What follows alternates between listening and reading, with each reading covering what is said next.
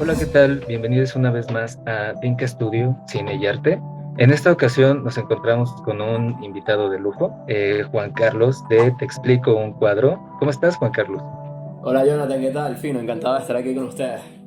Vamos a tener una charla de quizás la artista gráfica alemana más importante de todos los tiempos, que es ni más ni menos que Kate Kollwitz.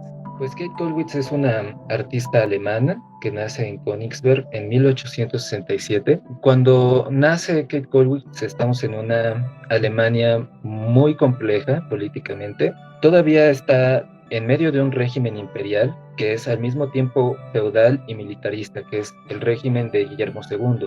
Guillermo II pues es un gobernante que acentuó mucho todas las contradicciones sociales y políticas de ese momento. Es un momento políticamente muy tenso, muy complejo.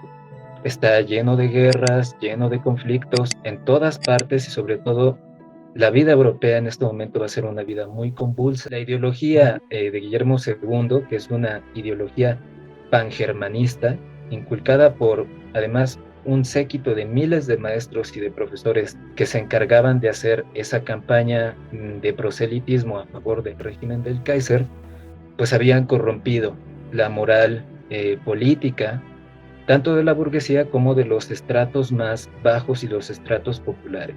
Y claro, estos ideales guillerminos son los ideales, los ya incipientes ideales de una supremacía alemana, ¿no?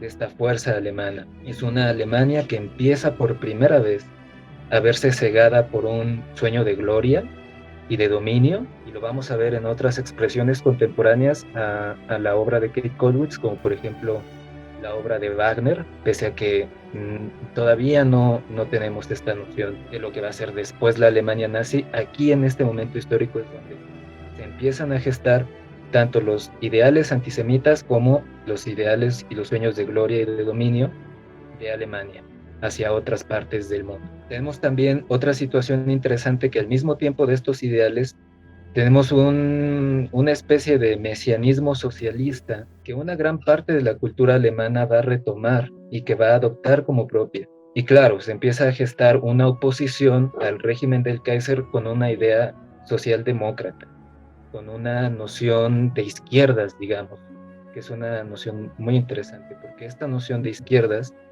va a permear en la vida de Kate Kollwitz y va a ser una artista comunista, que lo vamos a explorar después, más adelante. Ella inicia su infancia como una mujer de clase media, de una familia más o menos acomodada, no digamos una familia rica, pero una familia con los suficientes recursos para vivir, y va a ser una mujer educada y culta desde pequeña. Su padre va a estimular siempre sus habilidades para el dibujo desde la infancia. Y en 1881 comienza sus estudios artísticos bajo la tutela de Rudolf Mauer, que era un grabador muy importante de la Alemania de aquel momento, en Königsberg, en su ciudad natal.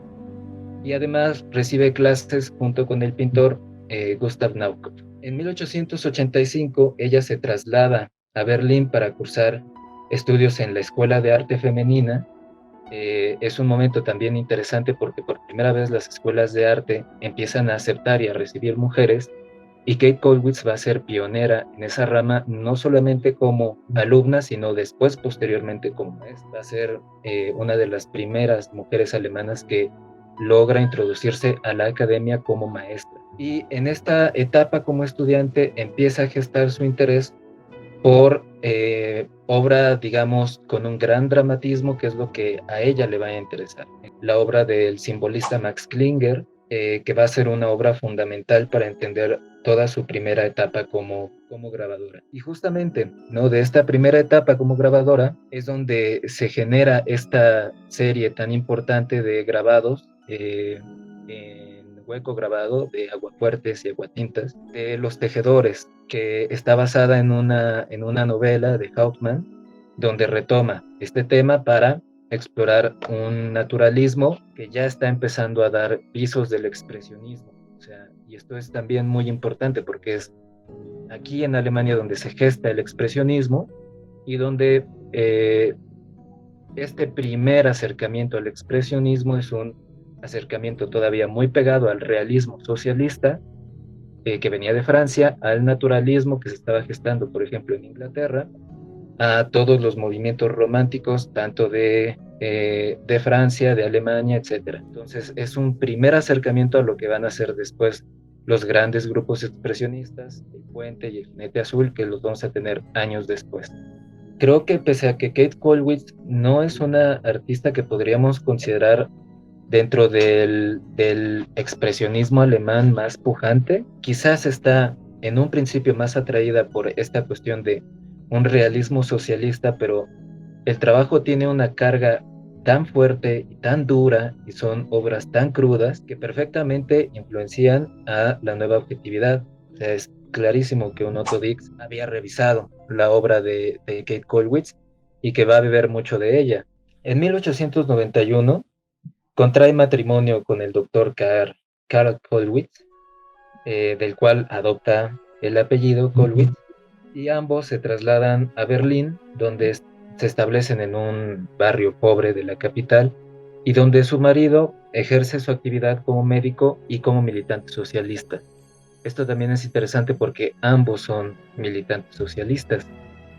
Kollwitz siempre va a estar pegado al Partido Comunista y va a tener una actividad importante dentro de este partido, paralela, podríamos decir, a la misma actividad que tuvieron otros artistas. Por ejemplo, similar en México el caso de Diego Rivera, asociado al Partido Comunista, y de otros artistas también posteriores como Picasso, que ya en su última etapa de su vida también se asocia a los ideales comunistas. Sin embargo, Kollwitz tiene ya esta idea de desafiar, ¿no?, las inhibiciones y la falsa moral que da este régimen burgués guillermino, y ve en este primer socialismo una forma de oponerse a los convencionalismos de su época, lo cual es bastante revelador de una mujer que está siempre en constante lucha. Y en esta serie de Los Tejedores es una serie muy interesante porque representa la salida y la negación de Kate Kollwitz a la pintura. Después de estudiar mucho tiempo pintura, se da cuenta de que realmente eso no le interesaba y de que no estaba llegando a lo que ella quería decir con la pintura, pero sí encuentra en el dibujo y en la técnica del grabado, específicamente el hueco grabado, la gran técnica y el gran lenguaje que es el que le va a dar notoriedad y fama pues a nivel mundial. Además de su matrimonio con Karl Kollwitz, nacen sus dos primeros hijos, que van a ser muy importantes para su vida. O sea, es una artista que también es una madre, y eso es muy importante de verlo porque jamás no despega un tema del otro. Tanto el arte como la maternidad para ella están íntimamente relacionados. Son, digamos, los pilares fundamentales de su vida. Así lo entiende ella. Así es como se ve ella y así es como se retrata después. Yo también leí por ahí, Jonathan, que de hecho más adelante usarían sus propagandas, o sea, usarían sus obras como propaganda, los nazis, parece. Una obra que ella hizo también de protesta que se llama Bread, como una mamá con un, o sea, están pidiendo pan a una madre, ¿no? Es una, por supuesto, una imagen, bueno, muy característica de ella. O sea, donde se ve de verdad el sufrimiento de la niña. O sea, mira a la niñita pequeña, o sea, tiene una mirada, o sea, desesperada. Ah, bueno, ustedes saben que el Kollwitz nunca se fue de Alemania. Ella siempre se quedó en Berlín, donde vivía con su esposo igualito. Siempre vivió en ese mismo lugar. Y bueno, resulta que cuando ya los aliados llegaron a Berlín, ya llegaron a Alemania, ya estaban ganando la guerra, resulta que ella se fue porque en donde ella estaba bombardeaban muchísimo. Bueno, y se fue no sé si con un familiar o con un conocido, un poco más lejos de su casa. Y bueno, cuando llegó su casa estaba destruida, o sea, fue bombardeada por los aliados. Parte, bueno, de la desolación de la guerra, ¿no? O sea, son unas cosas de que pierdes tu casa en cuestión de minutos.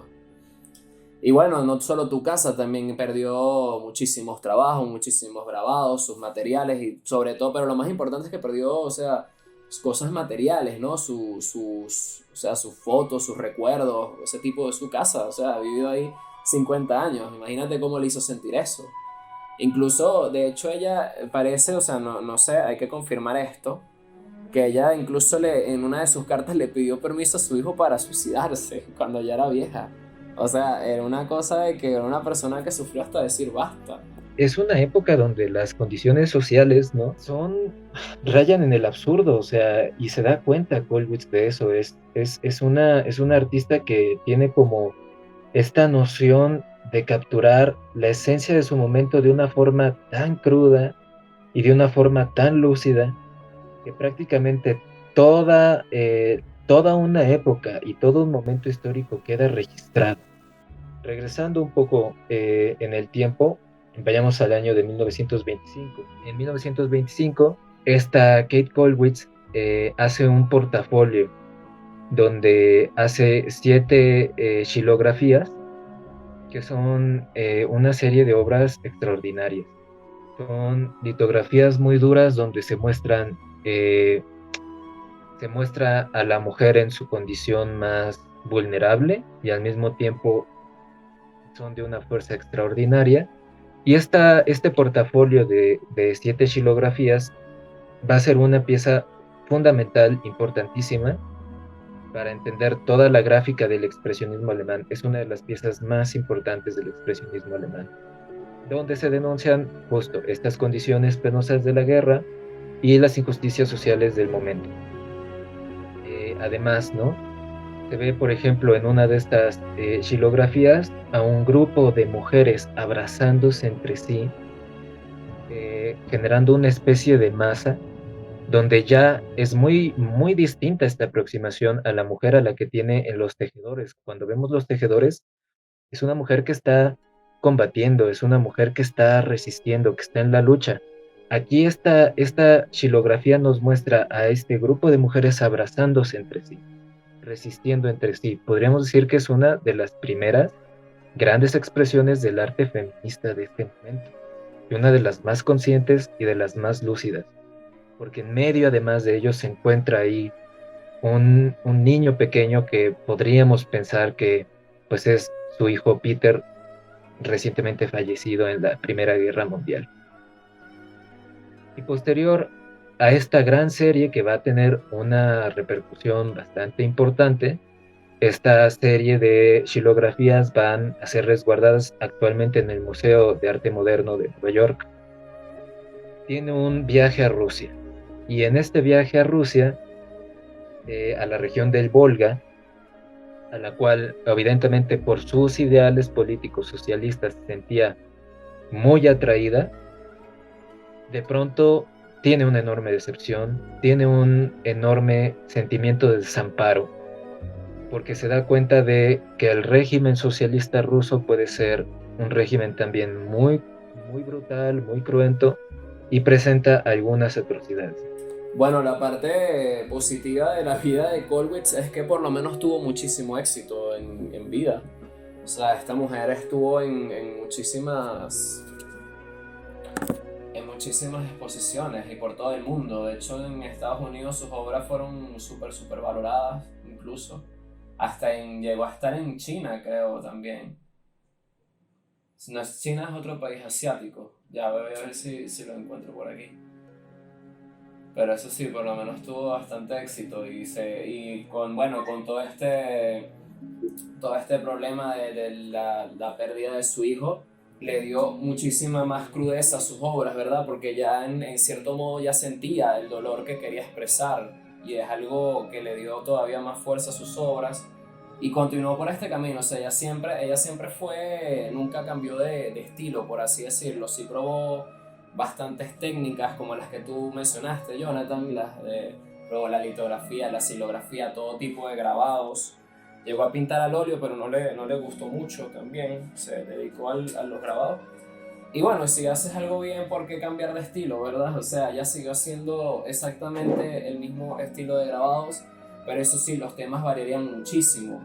Bueno, muchísimo en cuanto al tema de la serie, por así decirlo, porque más adelante, una vez que ya... Ah, mira, aquí está, sí, es chino, o sea, un escritor chino llamado Lu Xun, espero pronunciarlo bien, exploró los trabajos de Kollwitz durante 1930, antes de la Primera Guerra Mundial, y se llevó un portafolio a Shanghái. O sea, imagínate, había llegado a Asia. O sea, fue una mujer que de mundo. O sea, o sea, se regó rapidísimo. Y eso significa que tu trabajo, imagínate, tu trabajo es muy bueno para ser valorado en el mismo tiempo. O sea, esto es una serie ya que ella realizó ya en 1934. Sí, 1934. Comenzó a trabajar en ella en 1934, o sea, cuando recién estaba comenzando la guerra. Y bueno, lo completó 3 años más tarde, pero mira, o sea, mira estas imágenes. O sea, es la misma desesperanza, y mira ¿no? El de mujer con niño muerto. O sea, mira qué fuerte, o sea, como está agarrando a la figura, o sea, el cuerpo sin vida del hijo. O sea, esto es lo que ella sentía. Y lo más horrible es que su nieto, esta vez su nieto, sería también víctima de la Segunda Guerra Mundial. O sea, otra pérdida familiar más muy, muy importante o sea, que afecta muchísimo su estado de ánimo y por supuesto su trabajo. O sea, mira esta imagen me gusta bastante, la llamada de la muerte, que es como, o sea, es como la muerte llamando la atención, y se voltea la figura con los ojos todos negros, sí, o sea, súper, súper expresivo. Esta obra también, o sea, para mí está entre las mejores de Kollwitz. Esto también lo llevaría a las esculturas son bastante similares, o creo que me tocaba a mí decirlo, que ella también realizaría unas esculturas para la tumba de su hijo Peter. Bueno, dos esculturas, aquí están, Grieving Parents se llama. Hay una fuerza, hay toda una fuerza en los cuerpos, y tiene el contraste justo en la languidez que tiene la figura de su niño, ¿no?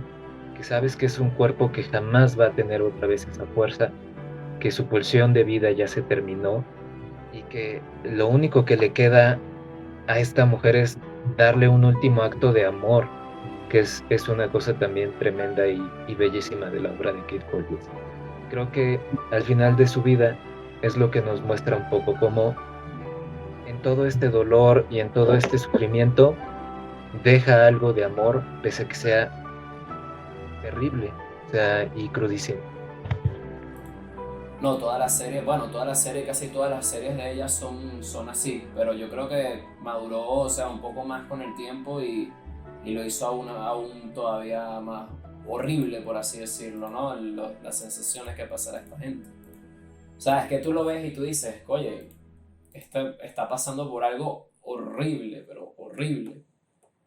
Bueno, más o menos también como su propia vida, ¿no? Porque aparte, o sea, la Segunda Guerra Mundial nos trajo cosas muy, muy negativas para todos, incluidos, o sea, sobre todo los artistas de Alemania, porque, bueno, por esa época a los nazis no les gustaban mucho las vanguardias, ellos eran un poco más clásicos, ¿no? Y simbolistas,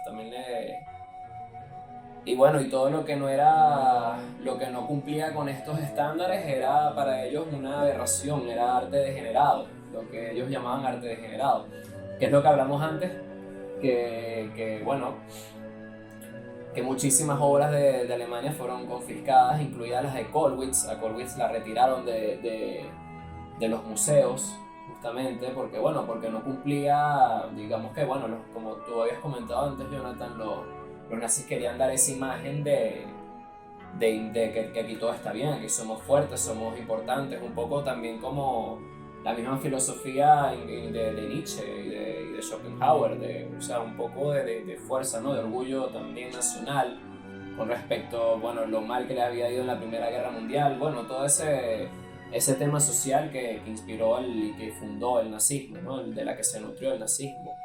Y obviamente esto no cuadraba con las obras de Kollwitz, eran demasiado, daban al pesimismo, ¿no? A sentir a este tipo de cosas, y sobre todo también que eran vistas, como tú habías comentado antes, Jonathan, como una sublevación, o sea, como incitar a la sublevación, ¿no? Sobre todo como serie Los Tejedores es más que obvio esa referencia, esas ganas de revolucionarias que ella tenía, ¿no? Por sus ideales socialistas y eso. Y entonces, bueno, allá las retiraron y tal, y la vendieron después, o sea, fue un tema de que les confiscaron muchísimas obras. También le habían, creo que le negaron, incluso los nazis le habían negado, no, al esposo le habían negado la licencia para ser doctor, o sea, estaban siendo muy acosados por los nazis, por supuesto.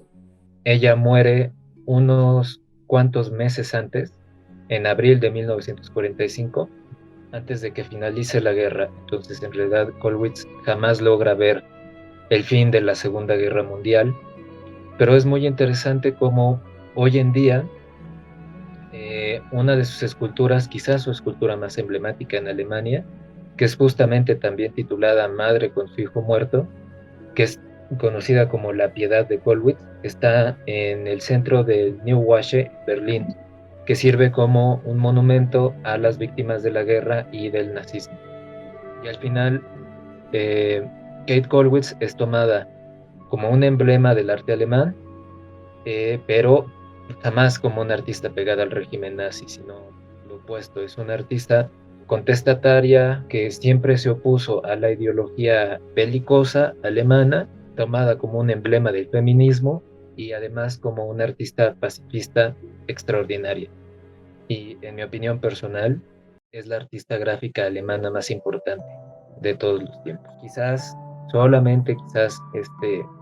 esta potencia de las obras que tiene Kollwitz, el artista que mejor ha llegado y ha rozado esta aproximación desde lo contemporáneo ha sido Ansel Kiefer, ¿no? Pero bueno, esto ya dejará para otro video.